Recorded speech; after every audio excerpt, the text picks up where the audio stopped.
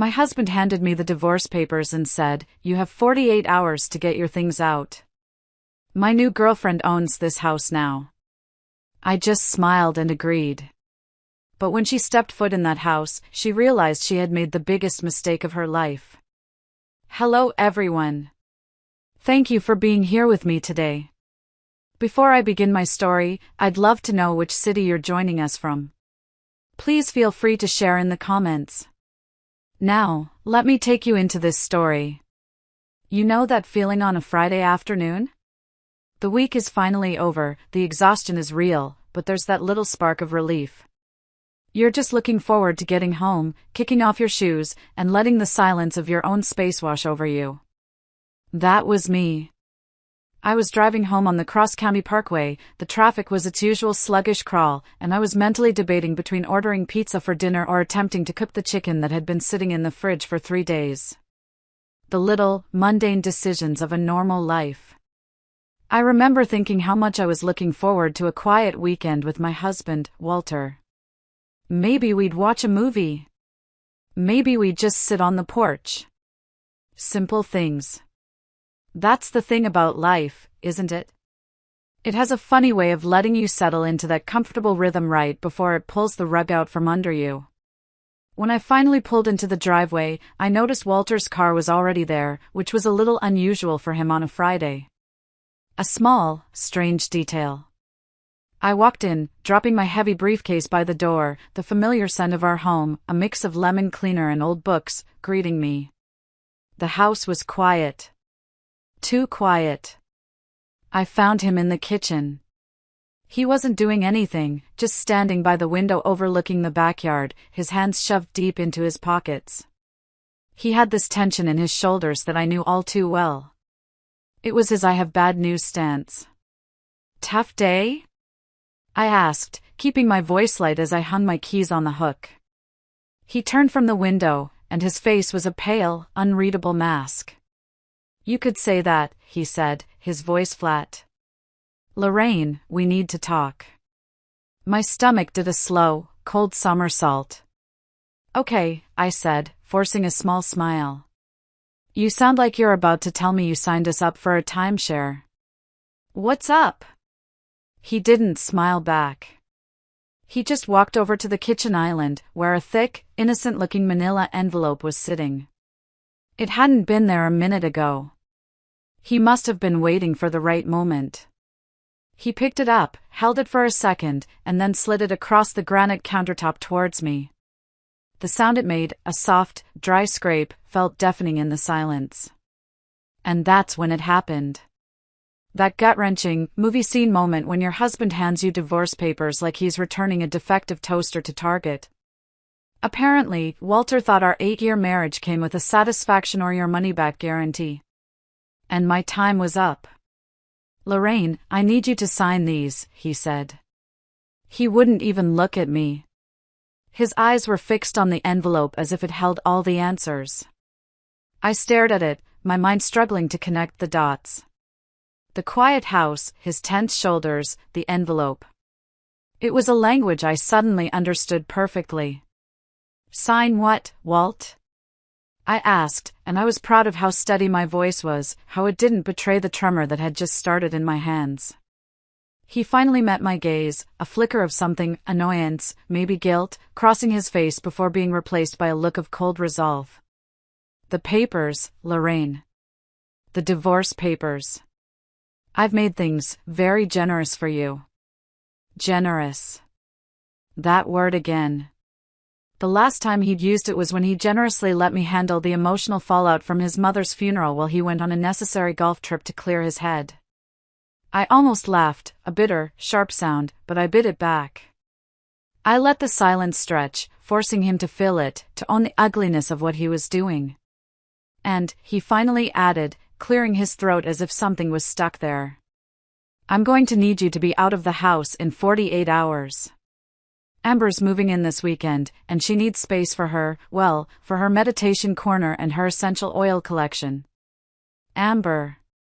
His 25-year-old yoga instructor. The one with the flexibility of a pretzel and, as I was quickly learning, the moral backbone of overcooked spaghetti. I'd been watching this train wreck approach for months, seeing the warning signs flash brighter and brighter, the new clothes, the secret smiles at his phone, the sudden interest in things he used to mock. But hearing it officially declared, it still felt like getting slapped across the face with a wet fish while someone played sad trombone music in the background. 48 hours, I repeated, my voice a flat echo. I finally reached for the envelope. My fingers felt numb, detached from my body, but they were steady as I broke the seal. It was the kind of calm that makes emergency room nurses nervous. Inside, the legal documents stared up at me, cold and impersonal. My own profession, the world of clauses and statutes that I navigated every day, was now twisted into a weapon against me. "That's generous of you," I said again, the sarcasm dripping from every word. "Considering you've been planning this hostile takeover since July." Walter had the audacity to look surprised, genuinely shocked, like he'd just discovered water was wet. He sputtered, taking a half step back. How did I know?" I cut him off, my lawyer brain kicking into high gear, automatically scanning the papers for the usual amateur hour mistakes cheating husbands make when they think they're smarter than their lawyer wives. "Honey, let's not be naive. You started going to yoga class 5 times a week and suddenly developed a passion for green smoothies. You, a man who considers ketchup a vegetable. You're about as subtle as a marching band in a library." I flipped a page, my eyes catching a detail in the asset declaration that made my blood run cold. He was trying to claim half of my inheritance. "Plus," I continued, my voice hardening, "you've been taking business trips to places that don't have business conferences. Sedona, Arizona doesn't exactly scream Financial Advisory Summit, does it, Walt? The beauty of being married to someone for 8 years is that you know exactly which buttons to push to make their left eye twitch." Walters was doing a full cha-cha as he realized his master plan had more holes than a colander in a shooting gallery. "Look, Lorraine, don't make this difficult," he said, and there it was, that patronizing tone he'd perfected during our marriage counseling sessions. The ones he'd suggested right around the time Amber started posting cryptic quotes about following your bliss on Instagram. He was trying to manage me, to handle the situation. "Amber and I have found something real. Something authentic. She understands my spiritual journey." I nearly choked on the air I was breathing. I had to set the papers down on the counter with deliberate precision before I crumpled them into a ball. My spiritual journey. Walter's idea of a spiritual journey was finding the motivation to separate his darks from his lights in the laundry. This was a man who thought chakras were a type of exotic cheese and believed meditation meant thinking about his golf swing while sitting in traffic. "Your spiritual journey," I mused, looking him dead in the eye, letting him see the contempt that was finally boiling over. "Is that what we're calling it now? Is that the enlightened term for a middle-aged financial advisor getting seduced by a woman young enough to be carded at Applebee's? Don't be bitter, Lorraine. It's not attractive," he shot back, his guilt turning into anger. "Bitter? Oh, sweetie. I hadn't even started warming up yet." See, Walter made one crucial, fatal miscalculation in his grand exit strategy. He saw the woman in the blazer, the wife who made sure his favorite shirts were always clean, the partner who organized their social life. He assumed that woman would collapse into a puddle of tears, that she'd beg him to reconsider, that she'd be too heartbroken to fight. What he forgot, what he so conveniently erased from his memory, was that I'm not just any lawyer. I'm a real estate attorney who specialized in property law. And more importantly, I'm the granddaughter of Beatrice Caldwell, a woman who could find dirt on a saint and make them confess to jaywalking. As Walter stood there looking pleased with himself, probably mentally calculating how much younger his new girlfriend made him feel, I was already 3 steps ahead. Because while he'd been busy having his midlife crisis, I'd been doing what any self-respecting attorney does when their marriage starts smelling fishier than low tide in August. I'd been gathering intelligence. So I did something that completely threw him off. I smiled. A bright, wide smile that didn't reach my eyes, a smile that would make a shark jealous. "You're absolutely right, Walt," I said, my voice sweet as poison. "I shouldn't be bitter. Amber does seem like quite the catch. Tell me, how did you two meet again? I forget the details. His confidence faltered slightly, like a cell phone signal in a tunnel. He was expecting a fight, tears, screaming.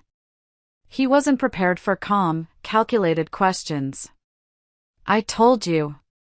At the studio. Where she teaches those private sessions. We connected on a deeper level. She sees the real me. The real him. Honey, I'd been living with the real him for 8 years. The real him who left dirty socks on the bedroom floor like little depressing breadcrumbs, who thought foreplay was asking if I was ready, and who once got food poisoning from gas station sushi on a dare. But sure, let's pretend his 25-year-old yoga instructor discovered his hidden depths between downward-facing dog and the swipe of his credit card. Well, I'm sure she does, I agreed, gathering the divorce papers with the kind of grace that comes from years of courtroom experience. I clutched them to my chest like a winning hand. In fact, I bet she sees the real you better than you think. Along with the real Raymond Sutton, the real Stanley Croft, and the real Clifford Vance. The color drained from Walter's face faster than water from a broken bathtub. It was a beautiful sight. What are you talking about? Who are they? Oh, nobody important, I said, turning and heading toward the stairs with my papers. Just some names that came up in my light reading. You know how I love a good mystery novel. Especially ones with plot twists that make you question everything you thought you knew about the main characters. As I climbed the stairs to our bedroom, our soon-to-be not our bedroom, I could practically hear Walter's brain cells having an emergency conference call, trying to figure out what the hell I just said. The poor man probably thought I was bluffing. Like when I used to threaten to hide his golf clubs if he didn't load the dishwasher properly. But unlike his pathetic attempts at household responsibility, this wasn't a negotiation. This was a declaration of war. And he had just handed me all the ammunition I would ever need. After I closed the bedroom door, the adrenaline that had been holding me together started to fade, and a deep, shaking tremor took its place. My legs felt weak. I leaned against the door for a moment, the smooth, cool wood a small comfort against my back. The silence of the room was suddenly immense. I could hear the faint hum of the air conditioning, the distant sound of a siren. I looked around at the life we had built. The photos on the dresser, us in Italy, smiling, tanned, us at my sister's wedding, us on the day we brought home our golden retriever, Sunny, who we'd lost last year. My hand went to my mouth to stifle a sob that threatened to escape. The pain was real, a physical ache in my chest. 8 years. You don't just turn off 8 years of history, of shared jokes and private sorrows. For a moment, I let myself feel it. I let the grief wash over me, the sheer, crushing weight of his betrayal. He had made a mockery of everything we had built. He had chosen a cheap, shiny fantasy over our real, complicated, and sometimes difficult life. Then, I saw it. On my bedside table, there was a small, silver-framed photo of my Grandma Beatrice. She was in her late 60s in the picture, her hair a stylish silver helmet, her eyes sparkling with a mix of mischief and fierce intelligence. She was wearing a ridiculous feathered hat, but she wore it with such confidence you'd think it was the height of fashion. Looking at her face, I could almost hear her voice, that no-nonsense, grovelly tone she always used when she was about to give me a piece of life-altering advice. "Tears are for later, Lorraine," she would have said. "Right now, you work." Grandma Beatrice, God rest her suspicious soul, had been a private investigator for 30 years before retiring to teach me the fine art of uncovering secrets. She wasn't a warm and fuzzy grandmother. She didn't bake cookies, she taught me how to pick locks. She didn't read me fairy tales, she showed me how to read people, how to spot a lie in the twitch of an eye or the sweat on an upper lip. I remembered one summer, I was about 15, and I was convinced my then boyfriend was cheating on me. I was a crying, hormonal mess. Beatrice sat me down in her dusty office, surrounded by filing cabinets and the faint smell of stale cigar smoke. She pushed a cup of lukewarm tea into my hands. "Stop crying," she commanded. "Crying clouds your judgment. If you think he's a snake, don't cry about it. Go out and prove it. Find the snake trail. For the next week, she taught me the basics. How to research public records. How to run background checks. How to observe without being seen. It turned out the boyfriend wasn't cheating, he was just secretly taking ballroom dancing lessons to surprise me for the school dance. But the lessons Beatrice taught me stuck. Knowledge is power, Lorraine, she'd said, after we'd had a good laugh about the whole thing. But knowing when to use it, that's wisdom. That memory, that voice, was the splash of cold water I needed. The tears dried up. The shaking stopped. The grief was still there, a hot coal in my chest, but now it was surrounded by something else, cold, hard resolve. This wasn't just about a broken heart anymore. This was about justice. I walked over to my desk and pulled out my laptop, the same one I'd been using for the past 3 weeks to conduct what Grandma Beatrice would have called due diligence on a suspicious character. Because here's the thing about being a real estate attorney married to a financial advisor. We both know how to follow money trails. But only one of us inherited a grandmother who taught her how to follow people trails. And that was all about to make a world of difference. It had all started 3 months ago, in late September. It wasn't one big event, but a series of small, almost unnoticeable changes. It was the way Walter started guarding his phone, angling it away from me when a text came in. It was the new, expensive shirts that started appearing in his closet, a style far trendier than his usual boring Brooks Brothers fare. And then there was the smell. He came home one evening smelling faintly of sandalwood and something else, something cloyingly sweet. "What's that scent?" I'd asked, sniffing the air as he walked past me in the kitchen. He'd waved a dismissive hand. "Oh, it's just some incense from the yoga studio. Amber says it helps to open the heart chakra." I remember I just stared at him. Chakra?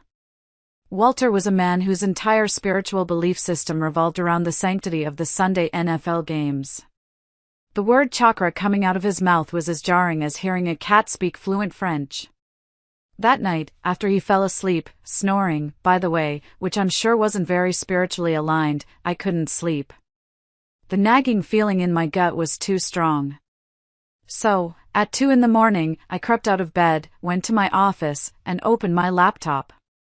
The investigation began with a simple Google search, Amber Rivers Yoga Westchester.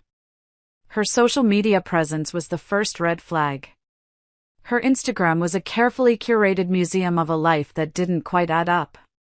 There were endless photos of her in complicated yoga poses, her lithe body twisted into impossible shapes. But it was the backgrounds that caught my attention. A private beach in the Hamptons. A 5-star resort in Sedona. A chic, minimalist loft in Manhattan. All overlaid with faux deep captions like "Inhale the future, exhale the past," or "Find your truth in the stretch." For a woman supposedly dedicated to the simple life and spiritual minimalism, she had an awful lot of expensive yoga equipment and designer athleisure wear. It screamed hypocrisy. I spent a few nights just observing, scrolling through months of her digital life. I saw Walter's account had started liking her photos about 4 months ago. First, it was just the yoga poses. Then, it was the more personal shots, Amber smiling over a cup of tea, Amber looking thoughtfully at a sunset. Then came the comments. Innocent at first.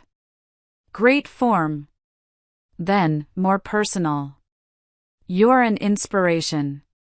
It was a pathetic, digital breadcrumb trail of his midlife crisis.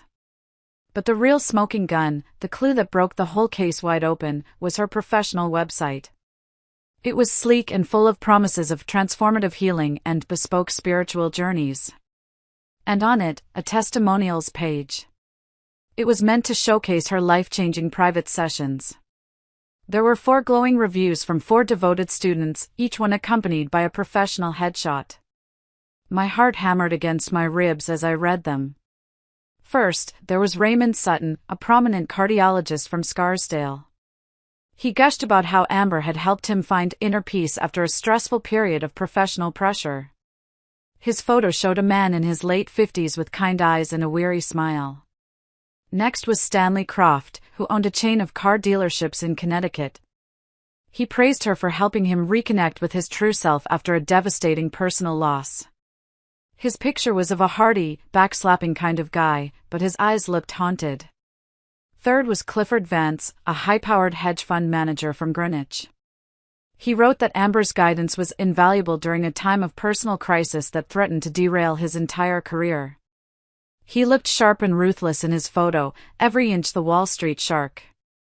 And the fourth? The fourth testimonial was from my dear husband, Walter Daniels, financial advisor extraordinaire. He credited her with opening his eyes to a more authentic way of living, away from the soulless pursuit of wealth. He looked so proud in his photo, so enlightened. I felt a wave of nausea wash over me. The funny thing about rich, married men having a midlife crisis, they're not nearly as original as they think they are. They're all reading from the same sad, predictable script. A cardiologist, a car dealer, a hedge fund manager, and a financial advisor. They were all successful, all of a certain age, and all, I suspected, deeply unhappy in some way. They were perfect prey. This was no longer just about my husband's affair. This was a pattern. This was a business. A little more digging, and by digging, I mean using the professional databases and investigative tools I had access to as a lawyer, skills Beatrice had drilled into me since I was 12, revealed that Amber Rivers wasn't even Amber Rivers. Her real name was Ashley Rodriguez. She had a string of previous addresses in Florida and California, and a couple of minor legal scrapes involving petty theft. She had reinvented herself completely. The woman was running a rotation system that would make a baseball manager proud. She was a professional predator, a con artist who had perfected her craft. And my husband wasn't her great love, he was just her weekend client. It was a brilliant, predatory little ecosystem she'd built. I started a spreadsheet, a habit from my work. I cross-referenced their social media, their business schedules, and Walter's credit card statements, which I had access to. A clear, sickening picture emerged. Mondays and Wednesdays were for Raymond, the cardiologist. His wife, I found through public records, was a well-known philanthropist. I bet she thought her husband was at a late-night cardiac seminar. In reality, he was funding Ashley's Manhattan studio rental, the one she claimed was for advanced teacher training. The rent was $5,000 a month. Tuesdays and Thursdays belonged to Stanley, the car dealer. His spouse believed he was attending grief counseling after the passing of his father 6 months ago. A noble excuse. Stanley was paying the car lease on that gleaming white BMW she drove to their private sessions. A very nice car for a humble yoga teacher. Fridays were for Clifford, the hedge fund manager. He had convinced his wife he was in intensive therapy for a gambling addiction he'd developed from the stress of his job. Instead, he was funding Ashley's weekend retreats to sacred energy sites that just so happened to be 5-star spa resorts. I found the receipts for a trip to a place in the Berkshires that cost more than my first car. And my sweet, gullible Walter?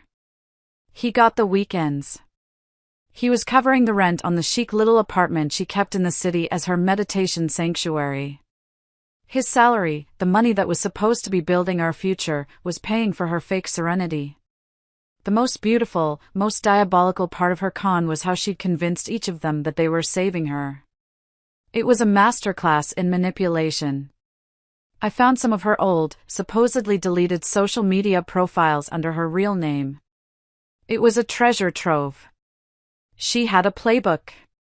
To Raymond, the doctor, she was a fragile artist escaping an abusive ex-boyfriend.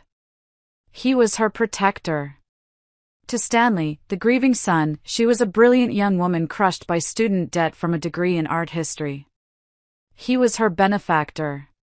To Clifford, the high roller, she was supporting her family through a difficult, unspoken tragedy involving a sick mother. He was her hero. And to Walter? Walter thought he was her knight in shining armor, her financial savior. He was swooping in to save the misunderstood artist from the cruel, practical world that just didn't appreciate her spiritual gifts. He wasn't just having an affair, he was performing a noble rescue. I had to admire the craftsmanship. It was sick, but it was brilliant. The documentation I'd gathered read like a how-to manual for modern relationship fraud. I had screenshots of text conversations she was having with all 4 men simultaneously, sometimes within minutes of each other, toggling between her different personas. I had financial records showing deposits from multiple sources into accounts under both her real and fake names. I even found a detailed, color-coded calendar she kept on a cloud server she'd carelessly left unsecured, with notes on which emotional manipulation technique worked best on each target. For Walter, the note read, "Responds well to praise of his intelligence. Ego is fragile." But here's where Ashley, our dear Amber, made her fatal error. She got greedy. And she got lazy. See, a smart con artist knows when to cut and run. They take the money, they disappear, and they set up shop in a new town with a new name. But our girl had gotten so comfortable in her web of lies that she'd started making long-term plans. Plans like convincing my husband to file for divorce so she could move into our house. The grand prize. The house that, according to the property record she'd apparently never bothered to check, wasn't Walter's to give. It was owned by Caldwell Property Holdings LLC, a company I'd established when we bought the place 6 years ago. And where did the money come from? It was funded entirely by my inheritance from Grandma Beatrice. A point I had made sure was legally ironclad in our prenuptial agreement, an agreement Walter had scoffed at the time. My grandmother had left me a significant amount of money, but with one condition, that I use it to always protect myself. Never let a man be your only financial plan, Lorraine, she had told me. Love is wonderful, but a good lawyer and your own LLC are better. So as I sat there in our bedroom, the sounds of Walter pacing downstairs, a dull thud-thud-thud against the floorboards, I felt the last of my grief burn away, leaving behind something clean and hard as steel. He was probably on the phone with her right now, trying to figure out how I knew those names. I opened my secure email account. I began composing what would undoubtedly be the most satisfying group message of my entire legal career. The recipient list was small, but it was a nuclear arsenal. Brenda Sutton, Valerie Croft, and Joyce Vance. I had found their personal email addresses through the same professional networks I used for my work. The subject line was simple, designed to bypass spam filters and pique curiosity, a matter of mutual interest regarding our husbands. And the body of the email was a masterpiece of professional restraint and deadly precision. "Dear Mrs. Sutton, Mrs. Croft, and Mrs. Vance," I typed, my fingers flying across the keyboard. "My name is Lorraine Daniels, and I am Walter Daniels' wife. I am writing to you today because I have discovered some information that I believe deeply concerns all of us. It involves a woman who may be known to your husbands as Amber Rivers, a yoga instructor. Her real name is Ashley Rodriguez. For the past several months, she has been engaged in a systematic scheme involving our husbands. I have compiled extensive documentation to support this claim. I believe it is in our best interest to have a conversation at your earliest convenience. I am available immediately." I attached one single, damning piece of evidence to the email, a screenshot of Ashley's color-coded calendar, clearly showing the names Ray, Stan, Cliff, and Walt scheduled on different days of the week. It was irrefutable. I hovered my mouse over the send button. This was the point of no return. The moment I clicked this, the quiet, orderly life I had known would be blown to pieces. But it was already in pieces, wasn't it? Walter had already planted the bomb. I was just choosing the time and place of the detonation. I hit send at exactly 6:47 p.m. on Friday, October 13th. The timing, I'm sure, is something Grandma Beatrice would have appreciated for its poetic justice.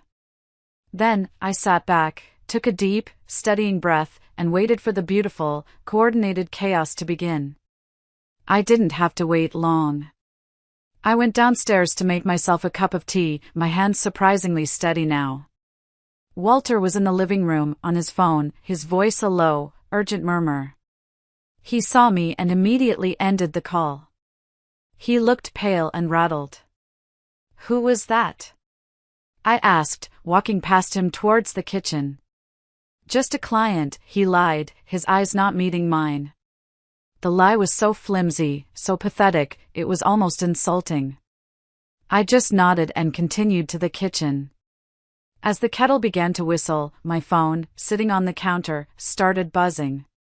It was a number I didn't recognize, but the Scarsdale area code told me everything I needed to know. The first soldier was reporting for duty. I answered, putting it on speaker. "Lorraine Daniels." "Mrs. Daniels, this is Brenda Sutton," a voice said. It was crisp, controlled, and had the kind of steely edge that comes from years of prosecuting criminals. There was no panic, just pure, unadulterated fury being channeled into focus. "I received your email and the attached file. I'm looking at it now. Are you absolutely certain about the authenticity of this document?" "Mrs. Sutton," I replied, matching her professional tone. "I'm a real estate attorney. I don't make allegations without triple-checking my sources. But you don't have to take my word for it. In a moment, I will forward you a secure link to a cloud folder. In it, you will find timestamps from social media, financial records I obtained legally through my husband's accounts, and enough photographic proof to convince a jury of skeptics. Your husband's cardiac rehab seems to involve a lot of expensive dinners at a restaurant called Le Bernardin and receipts from a jewelry store on Fifth Avenue." There was a sharp intake of breath on the other end, followed by a silence that was more terrifying than any scream. It was the sound of a powerful woman's world shifting on its axis. Then, a single, cold word, "understood." "Send the link." I had just hung up when the next call came, this one from Connecticut. It was Valerie Croft. She didn't sound controlled, she sounded like a barely contained hurricane. "Is this a joke?" she demanded without preamble. "Because if this is some kind of sick prank, I swear." "It's not a joke, Mrs. Croft," I said calmly. "Check the dates on the calendar against your husband's grief counseling sessions. I believe you'll find they align perfectly. Especially the ones that coincide with weekend trips to the Miraval Spa Resort in the Berkshires." "That son of a," she started, her voice cracking with rage. "He told me he was going there to honor his father's memory. That bastard." There was the sound of something smashing in the background. "The file. Send me the goddamn file." By 7:30 p.m., I had Joyce Vance on a three-way call with the other two wives. She was different from the others. Cold, analytical, and utterly devoid of emotion. She was all business. "I've reviewed the preliminary data," she said, her voice like ice. "The financial leakage is significant. Clifford has been liquidating small stock positions. It's death by 1,000 cuts. I want to see the full financial trail. I have forensic accountants on standby." And just like that, the Council of Wronged Wives was formed. Let me tell you, listening to three wealthy, intelligent, powerful women discover they'd been played by the same amateur-hour con artist was like attending a masterclass in coordinated fury. Ashley had made a catastrophic mistake. She had assumed she was dealing with meek, unsuspecting victims. She had no idea she had just declared war on a former prosecutor, a marketing CEO, and a Wharton MBA. "Ladies," I said, settling into my desk chair, a cup of tea in hand, feeling the satisfaction of a general addressing her troops. "I believe our interests are aligned. This woman hasn't just betrayed us, she's committed actionable fraud. I propose we handle this with the precision and thoroughness it deserves." A coordinated response. The chorus of agreement was music to my ears. By 8 p.m., our group text chain was a flurry of activity that would make a Pentagon strategy team jealous. The plan came together with terrifying efficiency. Brenda, the prosecutor, was our legal eagle. She was already drafting preliminary reports to the fraud divisions in 3 counties, the state attorney general's office, and had a friend at the IRS on speed dial. "Tax evasion is the easiest way to get them," she texted. It's not glamorous, but it's effective. Valerie, the marketing guru, was our digital warrior. She was an expert at digging through the hidden corners of the internet. Within an hour, she had uncovered Ashley's real name, her past addresses, and 2 of her previous aliases. Her digital footprint is sloppy, she reported. I'm tracking down every fake review, every fabricated testimonial. I will dismantle her online persona piece by piece. Joyce, the financial wizard, was our money tracker. Leave the money to me, she wrote. Using her connections, she was already tracing the complex web of bank accounts, identifying shell companies, and documenting the flow of cash from her husband's accounts into Ashley's. He's been making regular wire transfers to an LLC called Golden Lotus Wellness. It's a shell. I'll have it cracked open by morning. And me? I was the coordinator. The field commander. I was orchestrating the whole beautiful symphony of justice from my bedroom while simultaneously preparing for the grand finale. Because I knew Ashley was coming. She was arrogant. She was greedy. And Walter had just told her he was filing for divorce. She would be coming to claim her prize. And I knew exactly when she was planning to arrive, thanks to the tracking app I'd discreetly installed on Walter's phone weeks ago. Thank you, Grandma Beatrice, for teaching me about the importance of digital surveillance. She was planning to surprise him with a celebration dinner. Tonight. At 8:45 p.m., as I was reviewing a file Brenda had sent over, Walter worked up the courage to come upstairs. I heard his slow, hesitant steps on the stairs. He knocked softly on the bedroom door, the same door I had slammed in my mind 1,000 times in the last few hours. Lorraine? Are you okay up there? You've been awfully quiet. Just packing, sweetheart, I called back, my voice light and breezy. I didn't look up from my laptop, where I was highlighting sections of a document detailing Ashley's fraudulent business filings. You know how thorough I am with important projects. About what you said earlier, he stammered through the door. Those names. Raymond and the others. Oh, that, I said, waving a dismissive hand at the empty air. Don't worry about it, Walt. I'm sure it's nothing important. Just some coincidences I noticed while researching Amber's business. You know how paranoid lawyers can be when it comes to due diligence. I could practically hear his sigh of relief through the solid oak door. Right. Right, of course. Well, let me know if you need any help with the boxes. I'll be sure to do that, I said. Poor Walter. Thinking he'd just dodged a bullet when he was actually standing directly in front of a cannon that was about to fire. The next hour was a flurry of text messages. From Valerie, social media profiles deleted across all platforms as of 10 minutes ago. Someone's running scared. From Joyce, bank accounts showing unusual activity. Large cash withdrawals started an hour ago at an ATM in the city. She's trying to liquidate. From Brenda, filed preliminary reports with fraud divisions in 3 counties and sent a tip to the IRS. This is going to be fun. The real entertainment, however, started at exactly 9:45 p.m. when I heard the distinct purr of a high-end engine pull into our driveway. I walked to the window and parted the curtains. There it was. Ashley's white BMW, the one Stanley Croft was paying for, parking right behind Walter's Mercedes. She bounced out of the car. She was carrying takeout bags from that ridiculously expensive organic place in town. She was wearing skin-tight yoga pants that probably cost more than my monthly grocery budget and a smile that could sell ice to penguins. She looked confident, triumphant. She looked like a woman who thought she had just won the lottery. I quickly texted the group. The star of our show has arrived. Ladies, are you ready for the grand finale? 3 immediate responses pinged back. Ready. Let's do this. Time to end this charade. From downstairs, I heard the front door open and Ashley's voice, a breathy, pseudo-mystical tone she probably practiced in the mirror, calling out. Walter, honey? I brought dinner. I thought we could celebrate your new freedom with some organic quinoa Buddha bowls. Buddha bowls. Of course. Because nothing says I'm going to destroy your marriage and steal your house quite like appropriating Eastern philosophy and serving it with overpriced grain salads.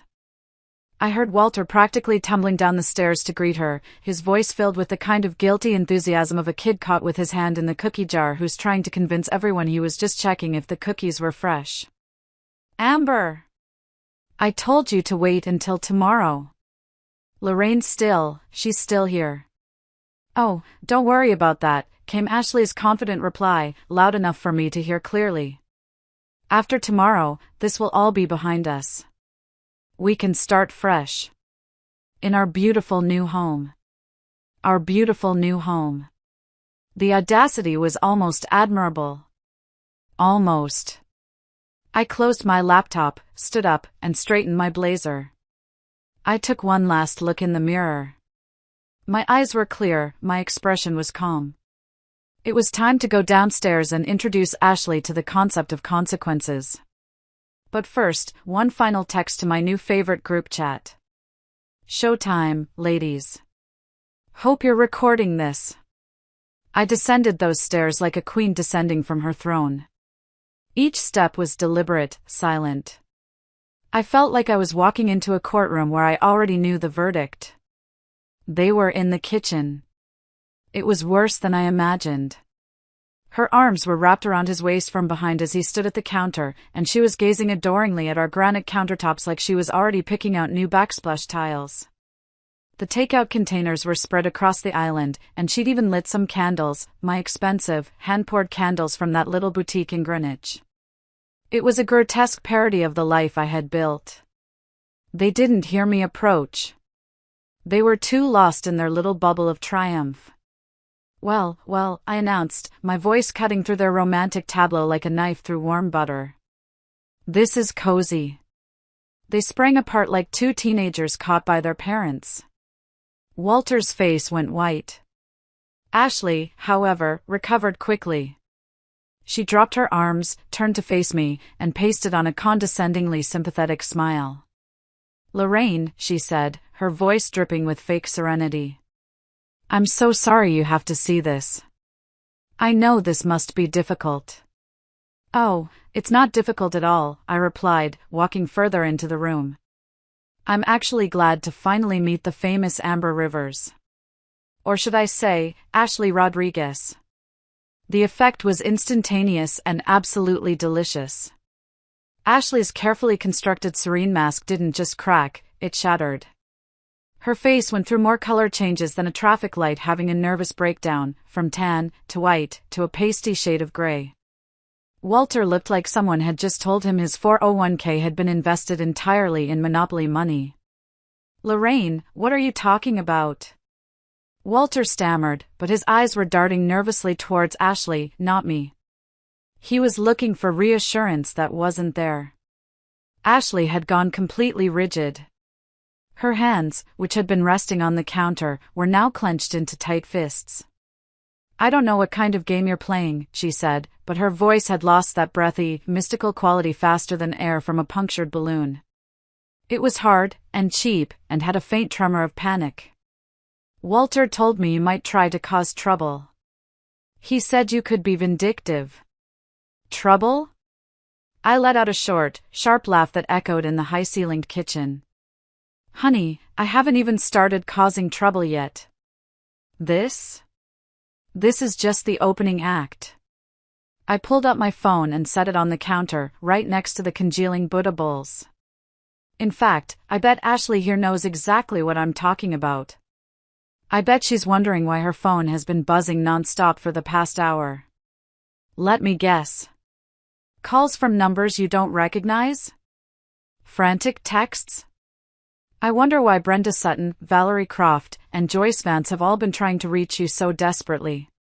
Ashley's phone, which was indeed vibrating incessantly from her purse on the counter, suddenly seemed to weigh 1,000 pounds. She stared at it like it might explode. Which, considering the circumstances, wasn't far from the truth. My own phone rang at exactly 10:05 p.m., right on cue. It was Brenda. I answered it on speaker, because if you're going to destroy someone's life, you might as well do it with a little theatrical flair. Lorraine, it's Brenda Sutton, came the crisp, no-nonsense voice, clear as a bell in the silent kitchen. I'm here with Valerie and Joyce. We just wanted to let you know that we've finished filing our preliminary reports with the Fraud Division, the IRS, and the State Attorney General's office. We thought Ashley might want to know that she is now officially the subject of a multi-agency investigation.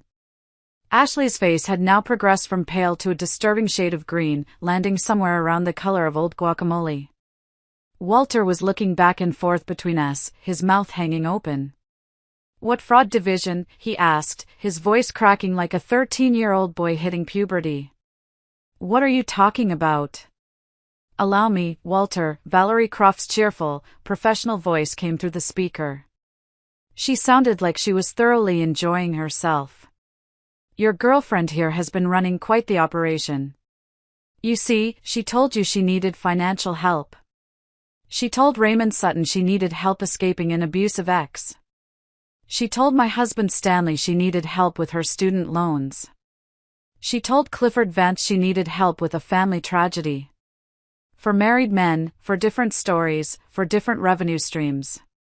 Very entrepreneurial, really. 4 men? Walter repeated, the words barely a whisper. He turned to Ashley, his eyes wide with a dawning, sickening horror. 4? Joyce Vance's voice joined in, crisp and matter-of-fact as a bank statement. That's correct, Walter. She's been collecting rent money for her apartment from you, car payments for her BMW from Stanley, studio fees from Raymond, and vacation funds from my husband Clifford. Simultaneously. We've tracked the wire transfers. It's all beautifully documented.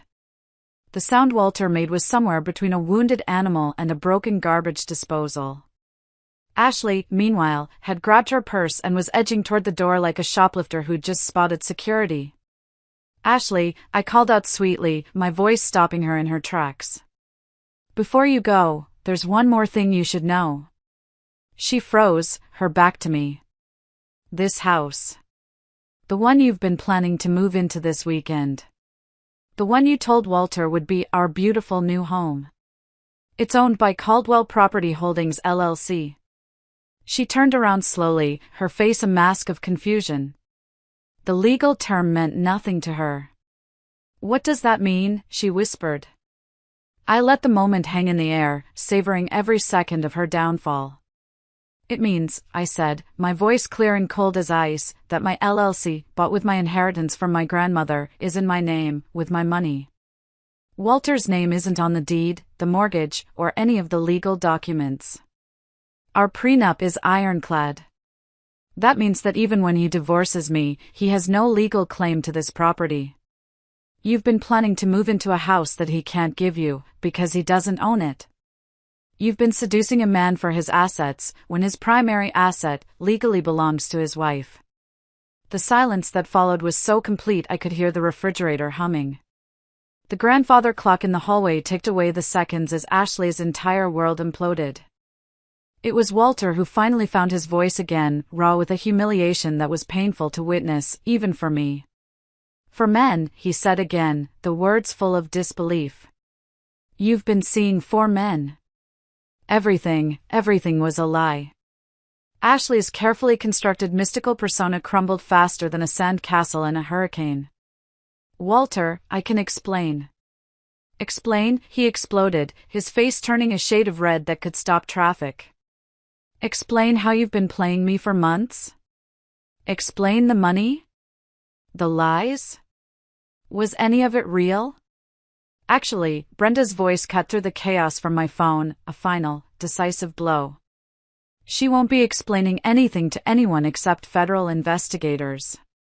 We've traced financial transactions across state lines, documented identity fraud, and found evidence of tax evasion that would make Al Capone impressed. Ashley, or whatever your real name is, you're about to become very familiar with the inside of a courtroom. I'd advise you to retain a good lawyer. You're going to need one. Ashley made one last desperate play. She turned to Walter, tears suddenly streaming down her face, her beautiful features contorted into a mask of pathetic desperation. The mask was gone. This was the real Ashley Rodriguez. A cornered, terrified fraud. Walter, honey, none of this matters. We have something special. What we have is real. Special? Valerie's voice dripped with pure sarcasm from the phone. You mean like the special relationship you had with my husband every Tuesday and Thursday for the last 6 months? That's when Ashley finally cracked completely. The tears, the babbling excuses about how she never meant for it to go this far, how she just needed money for her sick mother, how she was going to tell everyone the truth eventually. It was a pathetic, predictable performance, and no one in the room was buying it. I had heard enough. I'd seen enough. I walked over and picked up my phone from the counter.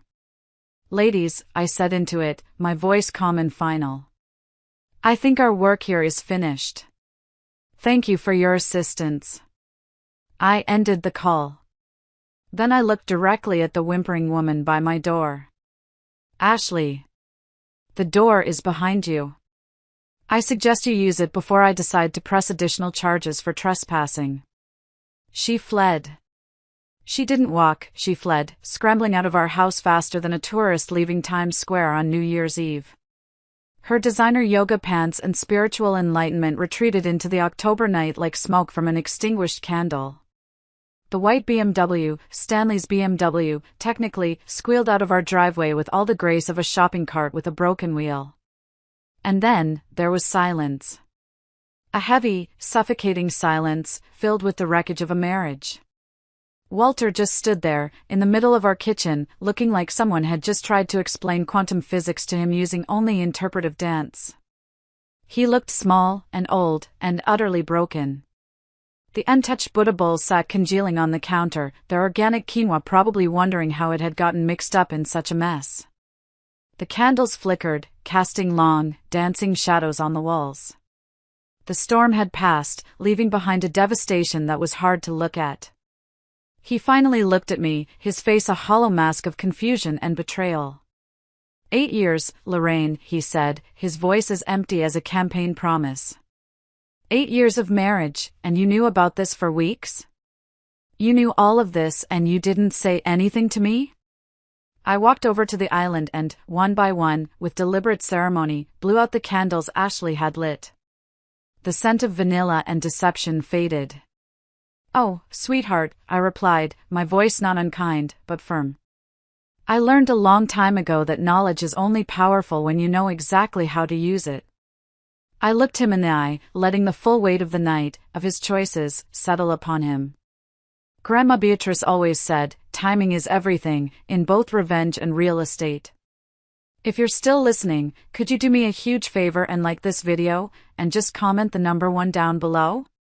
It lets me know you gave me a thumbs up, and it tells me that you're right here with me on this whole journey. Your support means the world to me, it truly keeps me going. Just comment the number 1, and then I'll tell you how the rest of this story played out. The beautiful, terrible thing about watching someone's fantasy implode is that moment of stark, brutal clarity. It's when they realize they've traded something real, with all its flaws and complexities, for something completely fabricated.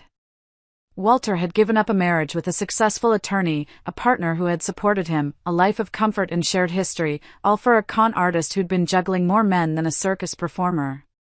The look on his face wasn't anger anymore. It was a deep, bottomless well of shame and self-loathing. While he was processing the rubble of his life, my phone was quietly buzzing with updates from my new favorite group chat. Brenda had already gotten a call back from a friend in the federal prosecutor's office who was, in her words, very interested in Ashley's multi-state operation. Valerie's digital deep dive had not only dismantled Ashley's online presence but had also uncovered 2 additional victims in a neighboring state, who were now cooperating. And Joyce had successfully frozen several of Ashley's bank accounts, trapping the money she had tried to withdraw. The IRS is going to have a field day with this, I told Walter, my voice quiet in the now still kitchen.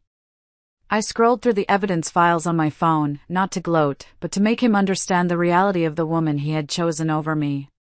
Turns out Ashley hasn't been reporting any income from her various spiritual counseling services.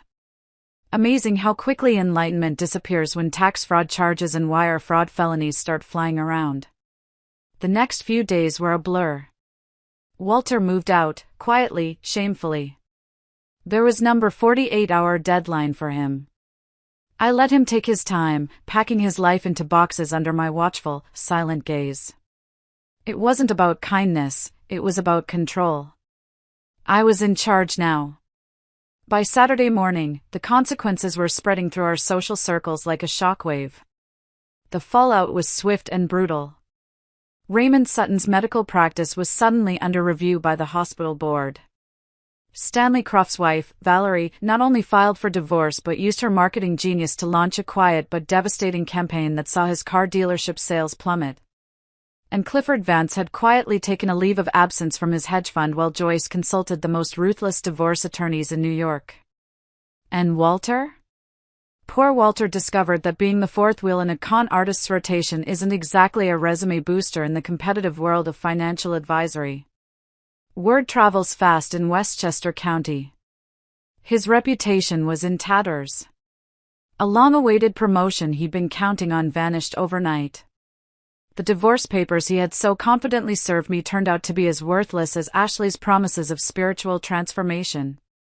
When you don't actually own the primary marital asset, your negotiating power is about as strong as a house of cards in a hurricane. My inheritance-funded LLC and my name on every legal document gave me all the leverage. The divorce was quick, and it was entirely on my terms. 3 months later, I'm sitting in the same kitchen where this whole drama unfolded. The winter sun is streaming through the window, glinting off the clean granite countertops. It's just me, my morning coffee, and the quiet satisfaction that comes from watching karma work with the precision of a Swiss watch. I reclaimed my space. I had the living room repainted, a soft, peaceful shade of blue. I threw out the old, heavy drapes and let the light in. The house feels like mine again. The peace is mine. And the future is entirely mine to design. Ashley, I'm told from updates from Brenda, is currently out on bail and facing a laundry list of charges in 3 states. Her beautiful life, funded by lies, has evaporated. She's selling her designer clothes online to pay for her lawyer. The yoga instructor who promised spiritual enlightenment is about to discover the meditative qualities of a federal prison. Walter moved into a cramped studio apartment in White Plains. He's trying to rebuild his client base and his dignity, simultaneously. I hear from mutual acquaintances that he's a changed man, humbled, quiet, and full of regret. Last I heard, he'd sworn off yoga entirely and was considering taking up golf, a sport where the only thing that gets twisted is your swing. I don't hate him.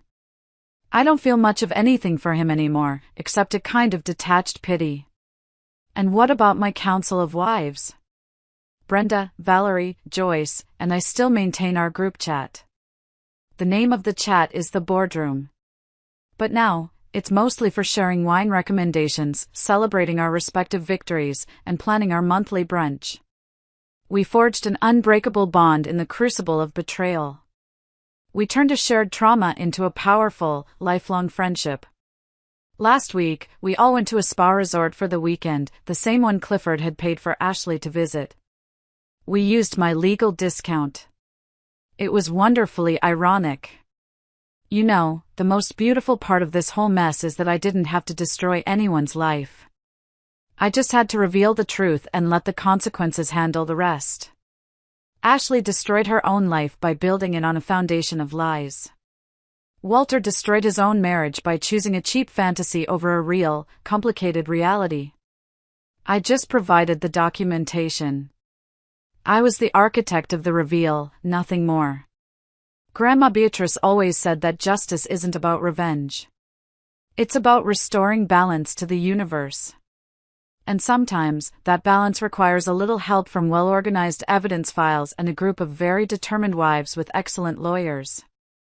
These days, when people ask me about my divorce, I just smile and say it was educational. I learned that 8 years of marriage taught me exactly how much I'm worth, and it's significantly more than I'd been settling for. And if any future suitors think they can play games with Lorraine Daniels, well, let's just say I've got Grandma Beatrice's investigative skills, a law degree, and 3 of the most formidable best friends a woman could ask for. After all, karma might be patient, but it's got excellent credit. And it always collects. What do you all think? Have any of you ever had that moment where you knew you had to stop being a victim and start fighting back? Let me know your story in the comments below. It's a safe space here. And don't forget to like and subscribe for more stories. Thanks for listening.